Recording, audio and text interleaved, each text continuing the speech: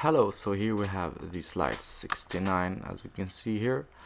Here's a picture of it outside of the microscope.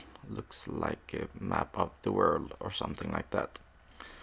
So the first, here's an overview of the pancreas. As we can see, it also has some lobules. So here's the pancreas with some lobules. The first thing I would like you to notice in this slide are the Islet of Langerhans. So the Islet of Langerhans cells, they are pale inside of the lobules. Also, they are mostly in different shapes and sizes. So the Islet of Langerhans are pale, and it's an endocrine gland. And they are in different shapes and sizes. And another one.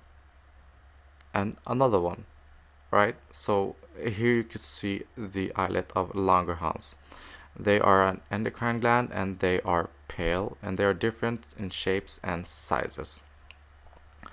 Also, this gland here, all of this specimen could be confused with a parotid gland, but the characteristics are the Islet of Langerhans. So if we wouldn't have the Islet of Langerhans, we could have believed that this was a parotid gland.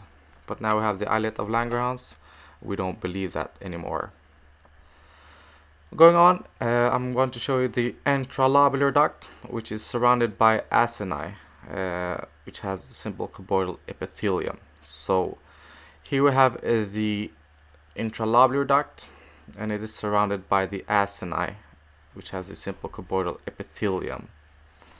It is an exocrine gland, and it's darker. Remember that the endocrine was lighter, it was pale. Going forward, we have the acini right here, and they are secretory glands. And as you can see, they are darker and they are surrounding the intralobular duct. Intralobular duct means within the duct, so acini. Going on here, we have the interlobular duct.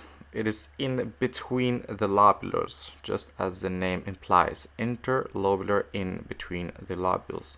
We have blood vessels there as well, and then we have connective tissue surrounded them. So we have connective tissue surrounding the interlobular duct.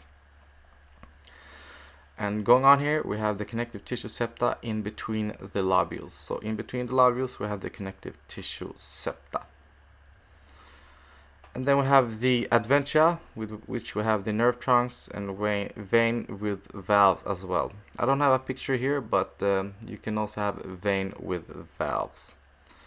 And then we also have big veins, as we could see here.